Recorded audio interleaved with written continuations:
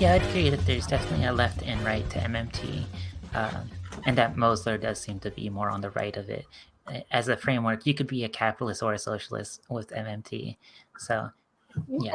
So that last point about being a capitalist or a socialist about MMT, I think gets into something that Derick mentioned earlier, which is an area of disagreement about how to think about the state. So I think that the issue there would be that whether.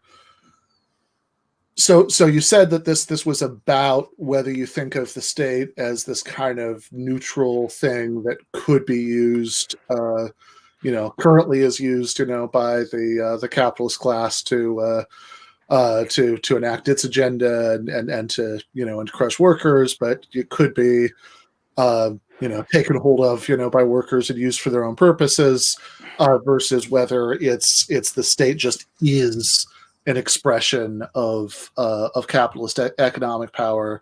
So Derick, do you want to just say a little bit more about how that disagreement relates to sort of any disagreement between Marxists and like left MMT? And this becomes a disagreement over strategy, I think, more than a disagreement over substance, because the idea is that, okay, so we understand that the state would be invested in maintaining something like general social welfare, even if they're run by evil capitalist overlords in the most stereotypical cartoonish way, because evil capitalist overlords eventually know that the hoi polloi will probably eat them if they get too resource sucky. I mean, and I'm using the most ridiculous cartoonist methodology here because it strains the point. So you could get them on board with elements of MMT, but how far they would let those elements go, and what the political cost to some of those elements would be, is hard for me to always envision, because I'll give you two things where I think it would matter. If we assume that the people who are already in the ruling classes have significant power over elected officials, regardless of their democratic imperator,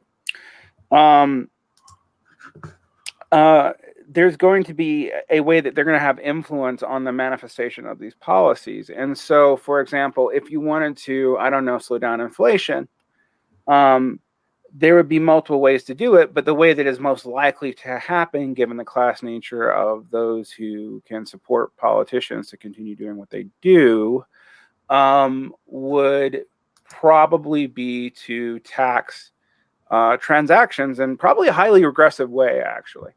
And so, and MMT as the just the neutral lens would not say anything about that. It would, both things could work depending on what the cause of the inflation was.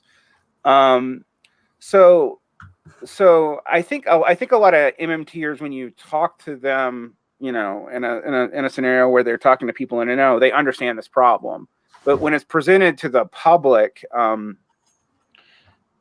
it is presented in a way as if that it exists in a class and politically neutral area of policies you could just implement, like, on set. And I think you do have to explicitly deal with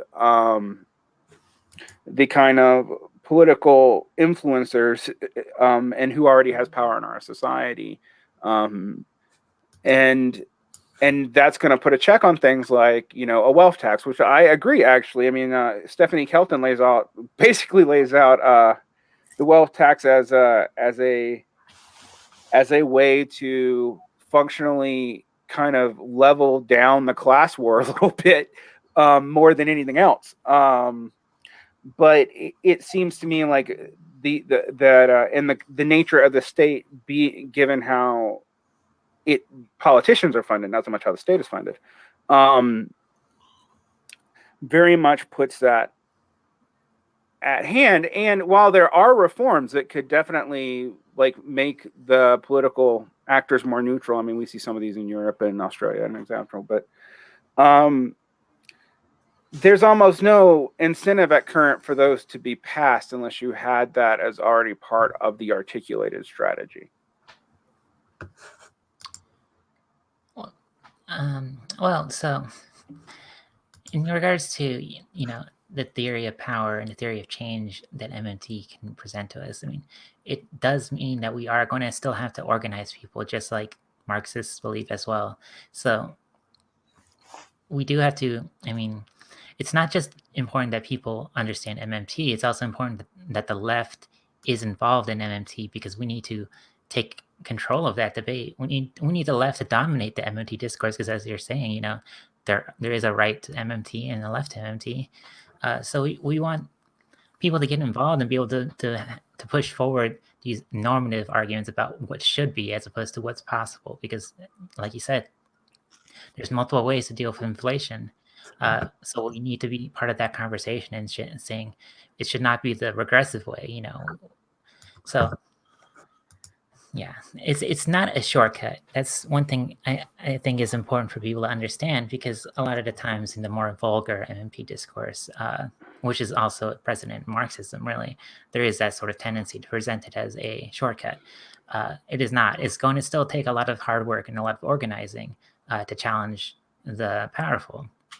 But there are, some of these reforms that really fundamentally change the power relations in our society, like the federal jobs guarantee. I mean, that would no longer, we have the employer-employee relationship where the employers know that any employee that doesn't accept a given wage offer is going to be facing potential unemployment. That is eliminated under a federal jobs guarantee program. That completely changes the sort of relationship they have. It changes the power of labor. So these sorts of reforms, they have some really far-reaching consequences. Yeah. Sorry. Yeah. Actually, sorry. Do you want to speak to that, Derick, before we go on? No, I think that's absolutely correct. Although, again, it really depends on the nature of the guarantee. And I've read actually a pretty wide variety of the actual nitty-gritty details proposed. I might bring up Mosler again, which might frustrate people, but I've also read Kelton's. And then there are some that have some MMT people, particularly on the MMT humanities, have articulated things that would be probably to the left of anything that Bernie Sanders said. So it's a pretty huge spectrum. I guess what I find interesting about the way the debate is framed versus what we're talking about right now is, if you have us all sit in the room and talk about this, some people see me as anti-MMT, and then there are some Marxists who think I'm a total traitor because I don't believe in gold money, because objectively that seems weird at this point. So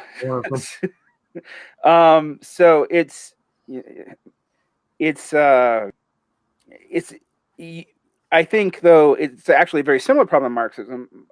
Almost every element of Marxism, and Ben, you know this too, is a contested territory within Marxism. Like any statement you say, there's about 50 opinions on. MMT does not have that yet, but it is developing. And so, like the jobs guarantee, any jobs guarantee, even if it was a crappy one, I mean, if it was just set at the current minimum wage, would actually change the power relations of labor. And a jobs guarantee does significantly. This is where something like understanding how Sweden works, which I have my critiques of how Sweden works as a Marxist, but I can take those off for a second. They don't really have a minimum wage. They don't need one, because a jobs guarantee actually boosts the wages higher than that, particularly with well-coordinated unions. I think they might have one now, but like for most of the Scandinavian countries don't need a minimum wage the way we have in the United States. They have full employment, or near full employment, or they have such a generous unemployment that it doesn't matter if you're employed significantly, all of which totally changes the game on wages. This has been a free public preview of a patron exclusive episode of Give Them an Argument. To get the rest of this episode and every other patron exclusive episode, go to patreon.com/Ben Burgis.